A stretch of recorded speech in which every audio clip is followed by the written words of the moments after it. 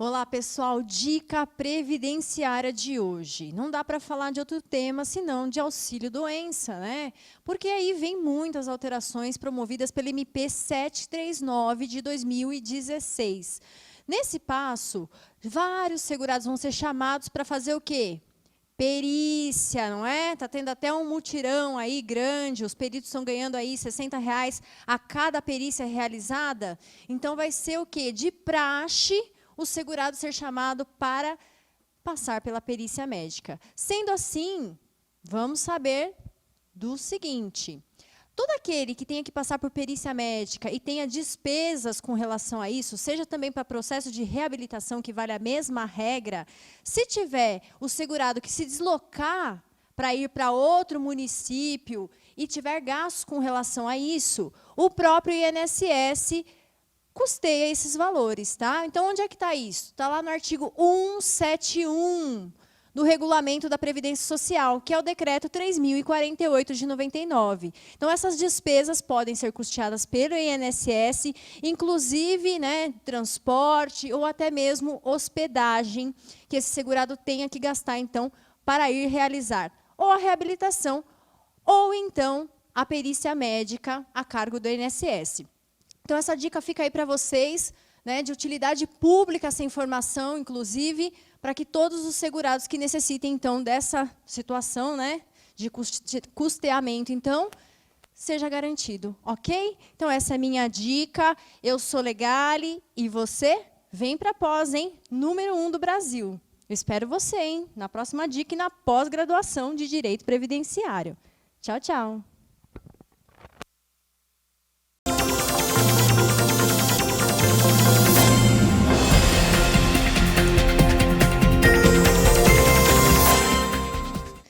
Olá, pessoal. Um prazer estar aqui de novo com vocês para a aula de nivelamento. Vocês estão escutando barulhinhos? Se você estiver escutando, é o Legale que está ampliando, que cresce cada dia mais aí, né, no Brasil todo. Então, se você ouviu o barulhinho, é isso aí. Mas liga aqui no conteúdo, que está show de bola. Nós vamos falar do quê? Auxílio-doença, né? Tema importante, importantíssimo porque teve alteração. Recente aí, MP 739 de 2016, alterou várias circunstâncias com relação ao benefício de auxílio-doença. Inclusive, alterou o quê? A carência, né? Modificou aí a contagem, sumiu aquele 1/3. Então, é tema que a gente precisa estudar. Novidade não pode deixar de se atualizar. Tem que estar na ponta da língua. Por quê? A tendência é que o maior benefício por incapacidade concedido não é auxílio-doença. Nesse passo, ele também é o quê? O mais negado. Se ele é o mais negado e a gente está vendo que tem MP fazendo o quê? Levanta-te, anda, chamando o segurado para a perícia, então, a maior parte das pessoas que vão nos procurar são aquelas pessoas que estão sofrendo essa chamada do INSS para realizar a perícia. Então, nesse momento, a gente precisa estar preparado para atender esse cliente para resolver a situação. Então, o auxílio-doença é o maior benefício por incapacidade concedido, porque ele visa a proteção de uma incapacidade temporária, né? Total, porém temporária, ou seja, ela tem data certa para acabar. Ainda mais quando a gente fala de INSS, com a alta médica programada. E a MP 739 trouxe justamente o quê? A alta médica programada, tanto para a esfera administrativa, quanto para a esfera judicial. Por quê? Nós não temos um prazo aí, se não for determinado um prazo para a concessão do benefício, seja inclusive nas ações judiciais, o benefício vai ser válido por qual período? Ele vai ter duração de 120 dias. E se o segurado ele quiser que seja prorrogado esse benefício, ele vai ter que solicitar, mediante pedido de prorrogação, ao INSS. Quando? 15 dias antes de cessar o benefício. Então, se ele sabe que aquela data do benefício tem data para terminar, tem data de cessação, né, para acabar o benefício, ele tem, antes de acabar, 15 dias antes, ele tem que pedir a prorrogação. Se não pedir, o que acontece? Benefício cessado. E aí vai ter que pedir a reconsideração do benefício. Quando a gente fala de pedido de prorrogação, o que ocorre? fazendo esse pedido, o meu benefício ele é mantido até que eu passe por nova perícia.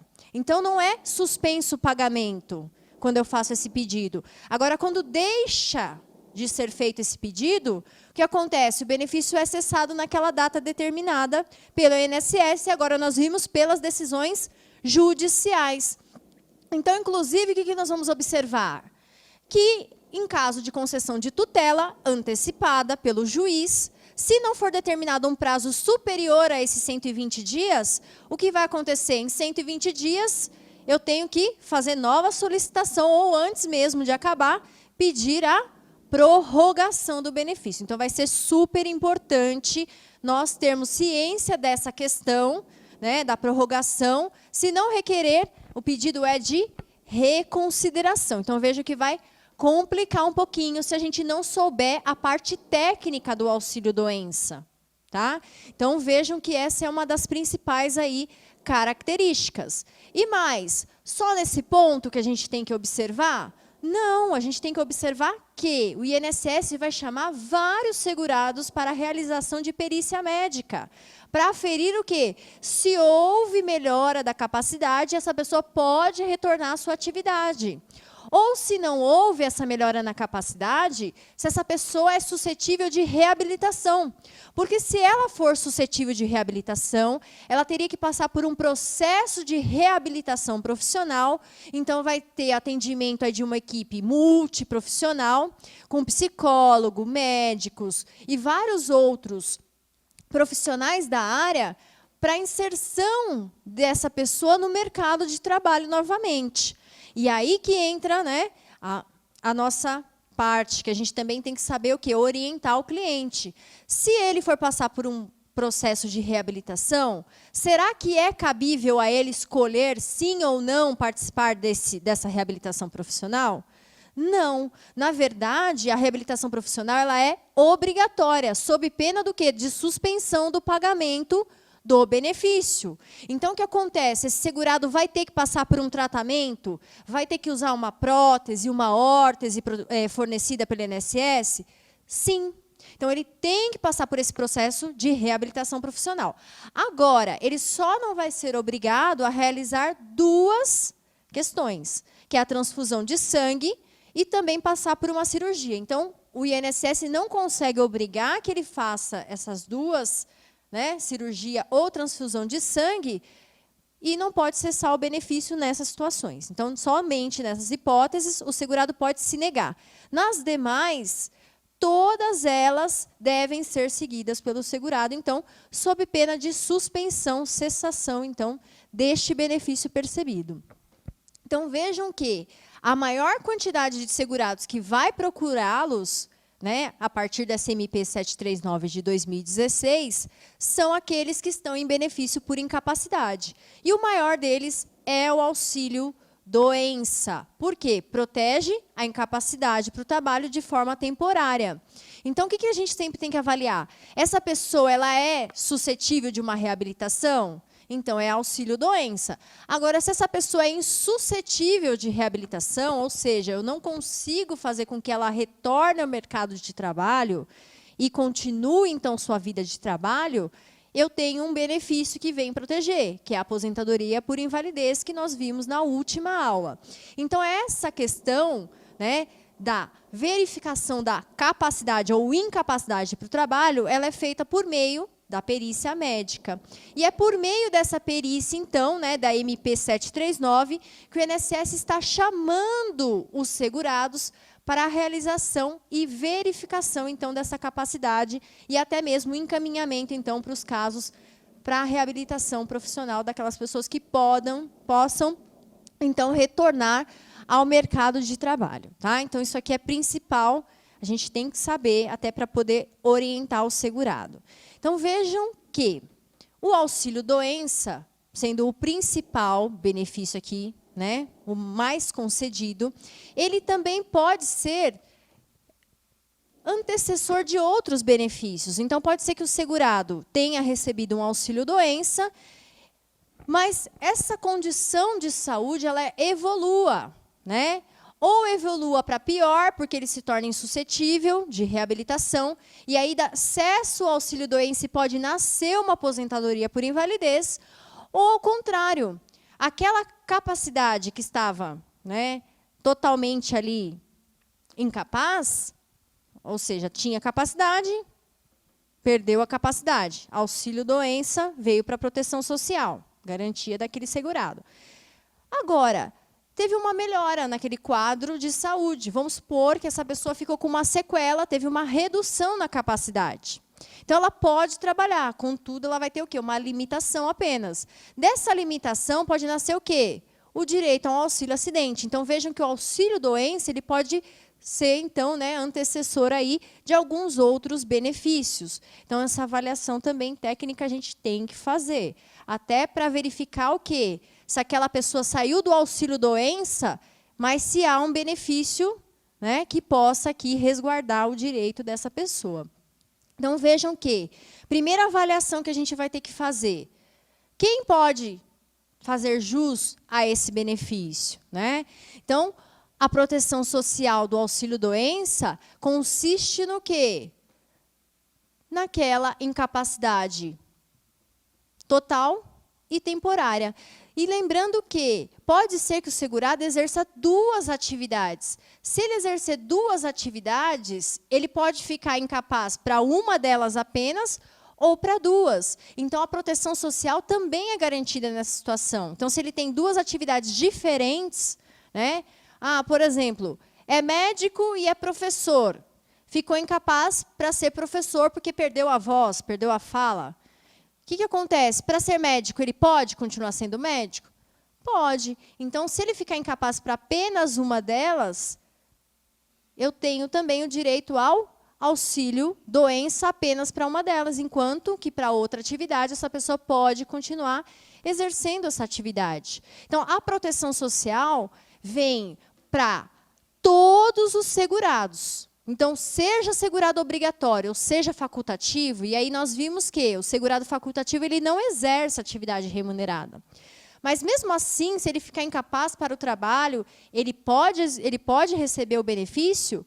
Sim. O facultativo também tem direito ao auxílio-doença. Então, é importante também a gente saber fazer essa avaliação. E, notadamente, essa é uma dúvida que paira aí dentre os alunos, né? Pode ou não pode? Pode. O facultativo também tem direito a receber, então, todos esses benefícios, né, por incapacidade, inclusive o auxílio-doença. Então, essa proteção previdenciária, ela é garantida a todos os segurados. Que dela provem, então, né, comprovem essa incapacidade para o trabalho. E aí, o que a gente tem que observar também? Essa doença ela pode ser advinda antes da aquisição da qualidade de segurado, por exemplo. Então, esse é um ponto que, né, surgem as dúvidas aí. A doença em si vai gerar um benefício por incapacidade? Não gera direito a benefício por incapacidade. A doença não. Então, eu posso ter uma doença e ser plenamente capaz para o trabalho. Então, o que a gente tem que identificar? A incapacidade, que vai ser atestada por meio de perícia médica. Como eu vou avaliar se aquela patologia, se aquela questão gera uma incapacidade? A avaliação não é só minha, a avaliação é médica. Então, eu preciso ter em mãos o quê? A documentação médica daquele segurado para verificar se o médico, né, estabelece lá que ele precisa de um afastamento da atividade que ele exerce. Então, a avaliação não é só nossa, a avaliação tem que vir comprovada por meio de documentos médicos. E aí, nessa questão, quais documentos a gente pede para o segurado? Primeiro ponto, né, relatório médico. Relatório médico nada mais é do que o relato do médico sobre aquela patologia, de modo que identifique o quê?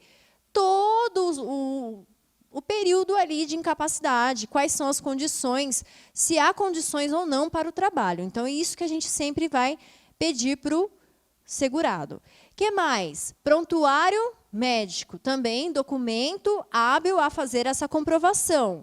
Então, eu vou pedir que ele solicite, né, no hospital em que ele se trata, que ele traga o prontuário médico, que vai trazer o quê? Todo o histórico daquela doença. Se eu estou pedindo um restabelecimento, se eu quero provar uma questão de qualidade de segurado e dizer que aquela incapacidade surgiu quando aquela pessoa ainda tinha qualidade de segurado, eu vou precisar o quê? Trazer um histórico médico. E aí eu consigo, por meio do prontuário e do relatório, que traga pormenorizada essa questão. E mais, se a gente está falando que agora os benefícios também judiciais vão ter prazo de validade, e se eu não tiver como comprovar que essa incapacidade é superior a 120 dias, eu tenho que pedir a prorrogação daquele benefício, o que vai ser interessante a gente fazer também? Pedir para que o médico assistencialista, que é o médico que cuida da patologia do segurado, aquele médico que trata da doença, que ele estabeleça um prazo de duração do benefício. Por que vai ser importante isso? Justamente para quando a gente pedir esse benefício, para que ele seja reavaliado em X tempo. Então, por exemplo, o médico diz que ele está incapaz para o trabalho, ele não pode voltar à atividade previsivelmente, né, porque não dá para marcar a data certa, por 1 ano.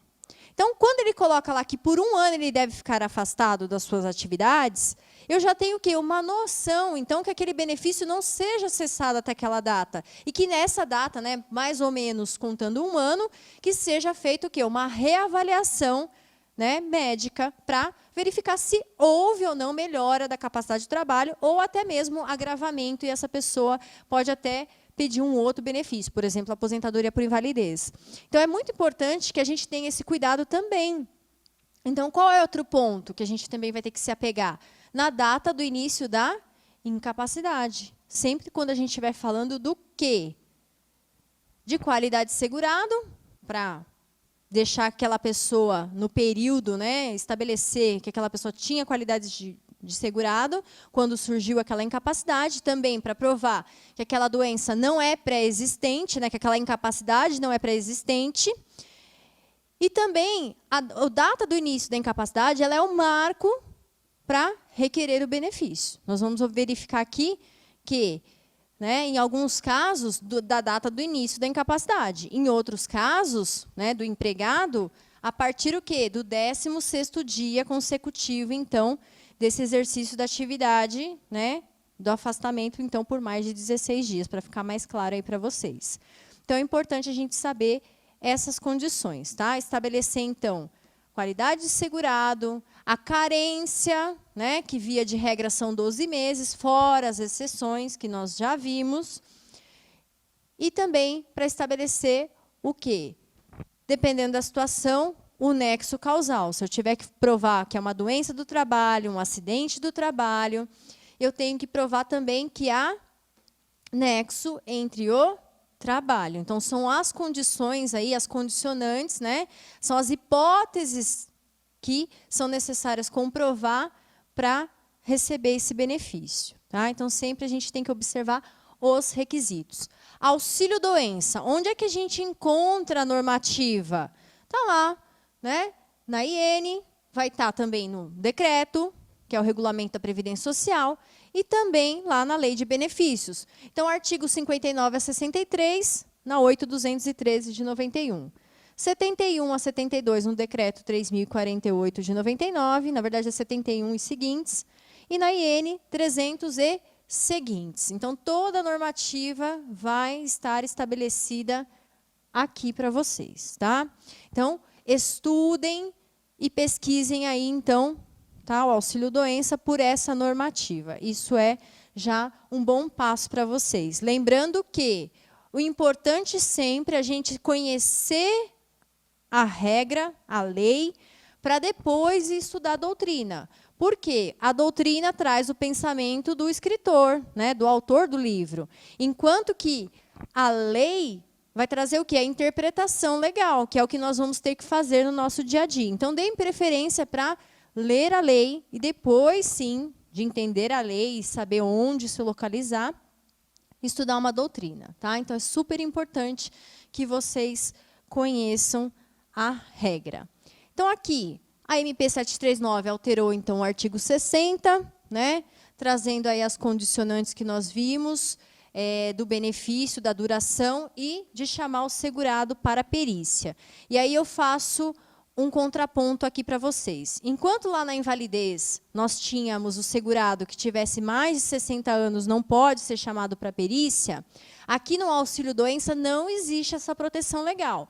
Então, mesmo o segurado que esteja afastado da sua atividade e tenha mais de 60 anos, se o INSS chamar para a realização da perícia, não pode ele se negar a realizar a perícia. Eu digo isso porque é importante frisar e falar de novo, porque já teve situação do próprio segurado que ouviu em algum lugar essa situação, o INSS chamou, marcou a perícia, a pessoa não compareceu. O que acontece?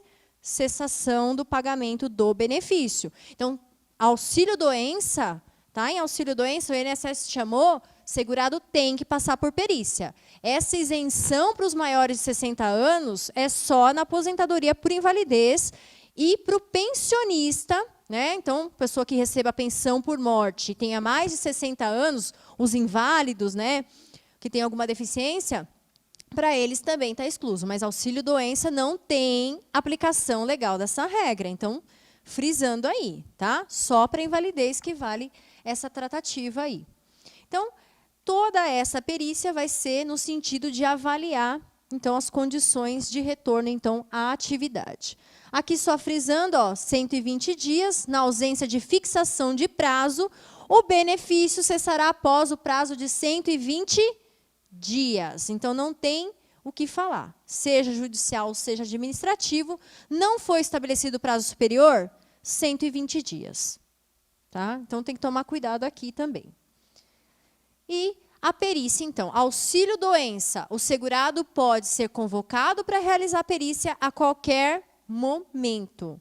Qualquer momento mesmo. O INSS chamou, tem que realizar a perícia, ou, se não puder, também a gente pode informar que o segurado, por exemplo, não pode se locomover.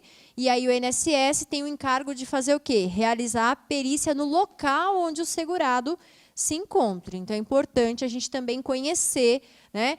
Faz lá o requerimento e pede que seja realizada a perícia onde? No local onde o segurado se encontra, seja no hospital ou seja na própria residência. Tá? Então, é importante a gente saber dessa questão. Então, olha só, é o benefício devido para o segurado que ficar incapacitado então, para a sua atividade habitual, por motivo de doença ou decorrente de um acidente de qualquer natureza. Então, vejam que a doença tem que gerar uma incapacidade para o trabalho. Cumprida, então, as exigências. E aí, o que a gente vai verificar? Nós temos os empregados e, para eles, esse benefício só vai nascer a partir do quê? Do 16º dia consecutivo, então, de afastamento. Para vocês entenderem, o auxílio-doença, para o empregado, os 15 primeiros dias são tidos como licença médica. Então, se o segurado ficar incapaz apenas por 15 dias, o que acontece? Ele é tido, então, pela empresa, né, ele apresenta o atestado médico, que a empresa vai abonar essas faltas e vai pagar para ele esses 15 dias referentes com natureza o quê? De salário. Agora, se o afastamento dessa pessoa for superior a 15 dias, ou seja, a partir de 16, então vamos, por exemplo, uma pessoa que tenha ficado afastada aí da sua atividade por 30 dias, e é empregado, tá? Nós estamos falando do empregado agora. O que acontece? Os 15 primeiros dias, o empregador, se fosse só 15 dias, seria o quê? Licença médica. Contudo, são 30 dias. Então, o que acontece? A partir do 16º dia, essa licença, que seria uma licença médica, ela não é mais licença médica. Ela se torna o quê? Auxílio-doença. Então, esse auxílio-doença, ele vai nascer a partir desse dia. Mas, como ele é empregado, os 15 primeiros dias serão pagos por quem? Pela empresa. A empresa paga esses 15 dias, mas esses 15 dias são o quê? Auxílio-doença. Então, até 15 dias somente é tido como licença médica. Ultrapassou 15 dias, isso aqui já é entendido como auxílio-doença. Sendo assim, auxílio-doença não gera o quê? Desconto previdenciário. Tá? Se fosse só os 15 primeiros dias, sim. Então, olha lá. Esses 30 dias aqui, que o segurado tem que ficar afastado da sua atividade, ele está em auxílio-doença. Então, o auxílio-doença dele inicia aqui, contudo, a empresa vai pagar os 15 primeiros dias e o INSS paga os 15 dias subsequentes. Ok? E tudo que tiver para mais. Vamos supor que ele aqui peça a prorrogação porque ele passou no médico e o médico deu mais 30 dias. Tá? Então, permanece naquele benefício. Ok? E quando o segurado retornar, então, à sua atividade, então vamos supor que ele ficou 30 dias afastado. Afastou 30 dias, recebeu auxílio-doença, retornou para a empresa. E por aquela mesma patologia, aquela mesma questão, gerou o quê? Uma incapacidade novamente para o trabalho. Se tiver até 60 dias da data da cessação, aquela reabertura de benefício, a empresa não tem que pagar novamente. Então, vamos supor que ele ficou 30 dias, voltou 3 dias e não conseguiu mais trabalhar. Voltou a auxílio-doença. Então, esses dias aqui vão ser descontados que ele trabalhou e o restante vai ser pago o quê? Benefício previdenciário, sem que a empresa tenha que arcar com os 15 primeiros dias novamente. Tá? Então, essa reabertura aqui, pelo mesmo motivo, não dá ensejo, então, que a empresa tenha que pagar os 15 primeiros dias novamente. Tá? Então, isso aqui é importante saber, principalmente para quem vai advogar aí para a empresa. Tá? E agora, e as situações em que eu estou falando de outros segurados? Segurado facultativo, a doméstica, o segurado especial, o individual. Para eles, essa situação é totalmente diferente. Por quê? Para eles, o benefício vai se iniciar, então, a partir da incapacidade. Então, vejam como é importante a gente demonstrar a data de início da incapacidade. Porque, para eles, o benefício vai ser a partir do primeiro dia. Então, enquanto o empregado aqui, só a partir do 16º dia que eu considero como auxílio-doença, para os demais não, vai ser da data do início da incapacidade. Então, isso aqui é muito importante. Por quê? Vamos supor que uma empregada doméstica, no dia 30/5/2016, ficou incapaz para o trabalho. E ela, vamos supor que só venha pedir aqui o benefício dia 20/6, vamos colocar menos um pouquinho, 15/6/2016. Ela demorou uns 15 dias para solicitar, para agendar. Tá? Então, ela só agendou nesse marco aqui, dia 15/6, 15 dias após o início da incapacidade. Mas de quando vai ser devido o benefício? A partir da data do início da incapacidade. Aqui é importante a gente fazer essa prova. Por quê? Se eu não realizar essa prova de que começou aqui incapacidade, o INSS vai pagar o benefício de onde? Da data em que ela requereu. E aqui é importante, porque toda vez que o segurado ele for requerer um benefício e estiver dentro do prazo legal de 30 dias, sempre vai ser considerado o quê? Para esses segurados, a data do início da incapacidade, desde que demonstrada. Para o empregado também, ele tem que requerer até 30 dias também para poder fazer jus o quê? Desde a data, né, do 16º dia, então. Tá? Então, é importante. Por quê? Se esse segurado, tanto na hipótese do empregado, quanto na hipótese dos demais segurados que eu acabei de falar, requererem após 30 dias, esse prazo não vai ser mais do marco temporal de recebimento da data do início da incapacidade. Vai ser de onde? A partir da data de entrada do requerimento.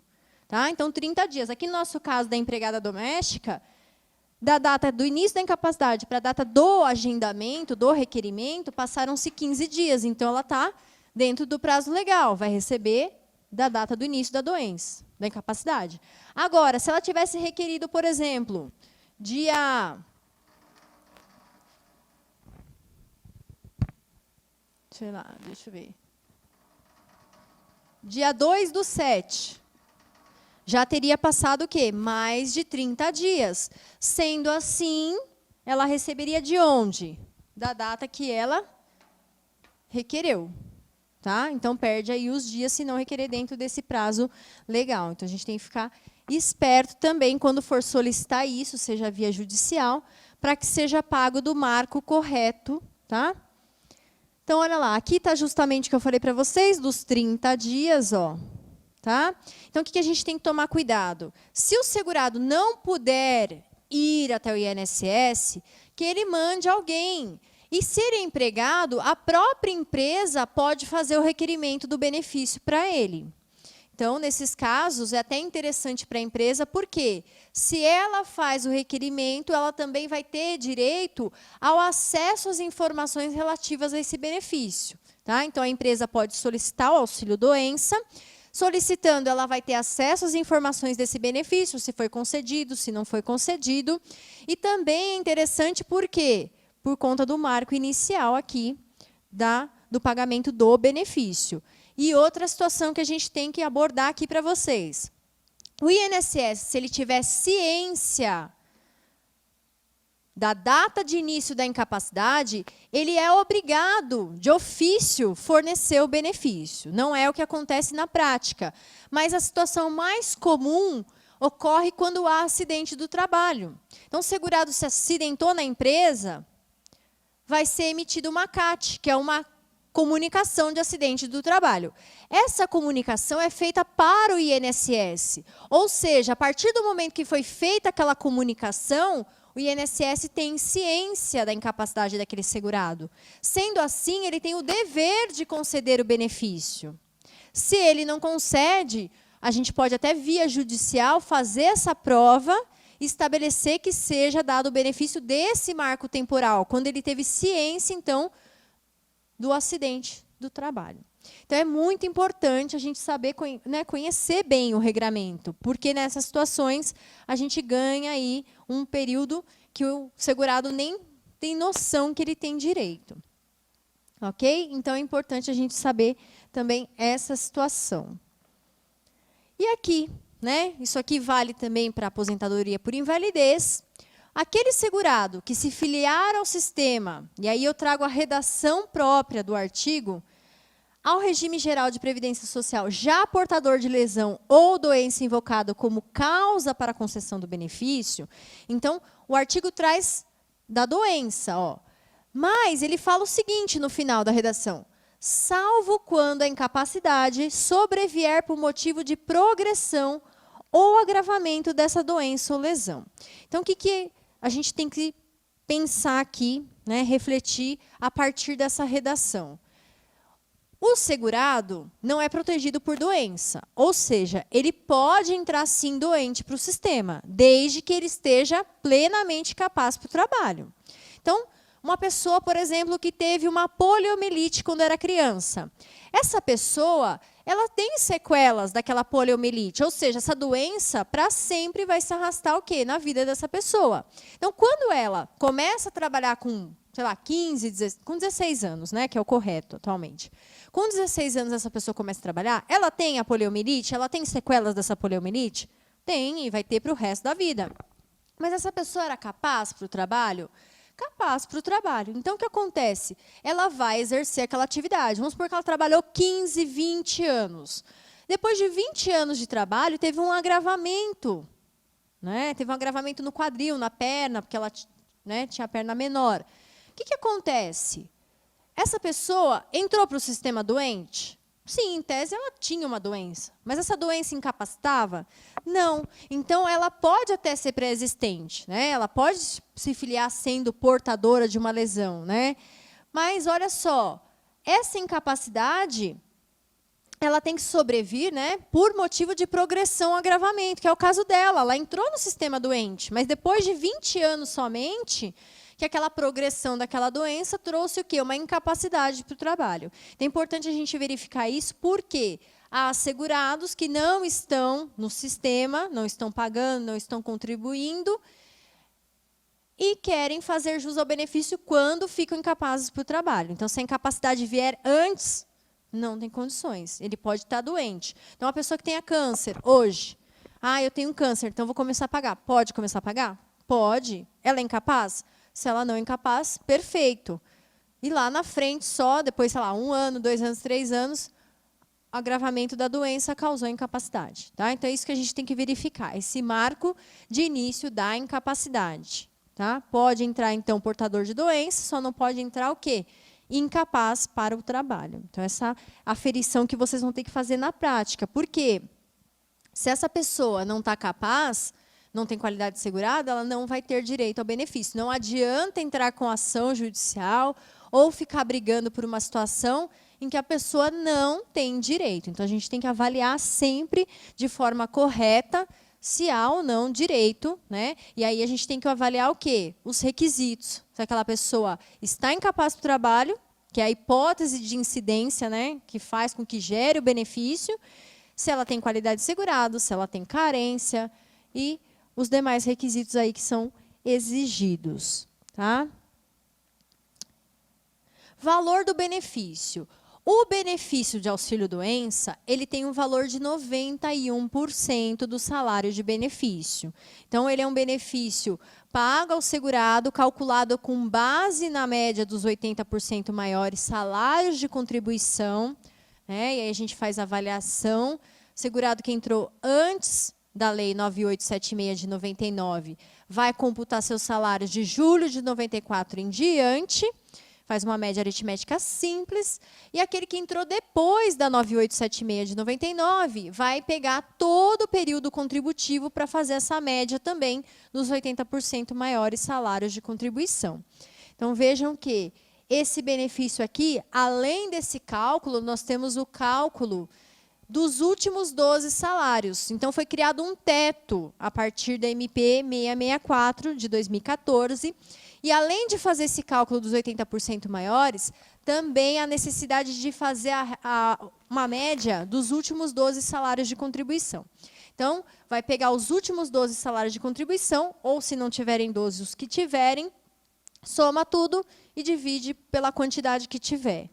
Tá? Esse valor, né, dessa conta dos últimos 12, dessa média aritmética, vai dizer para você o teto do benefício. Ou seja, o benefício não pode superar esse valor. Então, se o cálculo que você fez da renda mensal inicial, dos 91% do salário de benefício, ultrapassar esse valor, o benefício é limitado nesse valor dos últimos 12. Tá?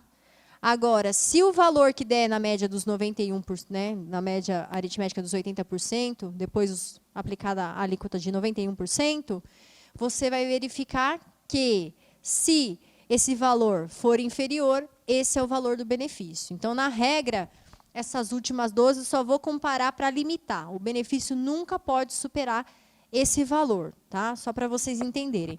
Então, a gente acaba tendo o quê? 2 limitações. Primeiro, porque eu só recebo 91% do salário. E depois, porque eu ainda tenho uma outra limitação que não pode superar, então, essa média dos últimos 12. Isso foi estabelecido, então, lá no parágrafo 10º, no artigo 29 da Lei de Benefícios.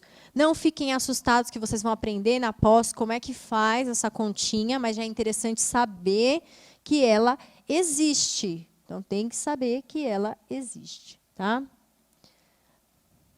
Não tem como não saber.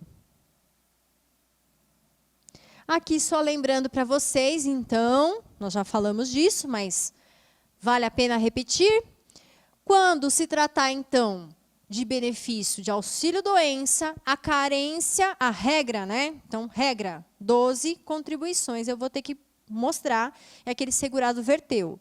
E mais, essas 12, gente, tem que estar a partir da última filiação. Então, eu vou ter que olhar o quê? Qual foi a última filiação? E filiação a gente já viu que pode ocorrer várias vezes na vida do segurado. Então, ele entrou como empregado na empresa X, saiu, nova filiação. Então, vejam que, se ele perdeu a qualidade segurada, ele retornou ao sistema, eu vou ter que verificar dessa nova filiação se ele tem 12 contribuições. Tá? Então, se ele perdeu. Se ele não perdeu a qualidade segurada, eu vou contar todas aquelas contribuições existentes. Tá? Então, essas 12 têm que estar aí por força da MP 739, que alterou essa situação. Tá? Aqui, quando se tratar de benefício de auxílio-doença, por questão de acidente de qualquer natureza ou acidente do trabalho, e acidente do trabalho a gente viu que compreende aí doença do trabalho, doença profissional, acidente típico e acidente de trajeto. Então, nessas hipóteses, não há incidência de carência. Então, nesse caso, eu não tenho que provar as 12. Preciso provar o quê? Os demais requisitos, a incapacidade, a qualidade de segurado, mas não preciso demonstrar a carência. Então, isso aí tem que ficar tatuado para vocês. E mais, também aquelas doenças de estigma, deformação, mutilação ou deficiência, ou qualquer outro fator que garanta, né, essa proteção social, esse tratamento diferenciado, também tem isenção de carência. Então, o que vocês vão olhar sempre para verificar? Doenças também grafadas na portaria 2.998 de 2001, também não tem carência. E elas até são repetidas no artigo 151 da Lei de Benefícios. Então, essas doenças estabelecidas lá também não têm carência. Isso nós vimos quando nós olhamos carência, né? Então, só para vocês verem aqui a portaria 2.298 de 2001. Né? Vou falar só algumas aí para a gente aguçar e relembrar a memória. Então, tuberculose ativa. Olha, neoplasia maligna, que é o quê? O câncer. Neoplasia maligna é o câncer, tá? Aqui a gente tem também cardiopatia grave, cegueira. Então, várias doenças aí não tem a incidência da carência. Doença de Parkinson, a AIDS, ó, também síndrome da deficiência imunológica, AIDS, não tem carência. Então, aí fica para vocês aí estudar, né? Não precisa decorar, precisa saber onde localizar no momento que a gente estiver fazendo atendimento e observar qual é a carência necessária para cada tipo de doença. Então, a gente vai ter que avaliar essas condições. Bom, auxílio-doença, então, eu fico por aqui, mas ó, na pós tem muito mais. É tema que não para por aqui. Dá para falar do quê? De emparedamento, dá para falar de auxílio-doença parental, dá para falar de muita coisa mais. Então, eu espero você assistindo essa aula de nivelamento, aprofundando os seus conhecimentos, indo ler a lei e também vindo participar da pós, da aula de pós, que é show de bola. Então, agradeço a sua presença e eu espero você na próxima aula de nivelamento. Tchau, tchau.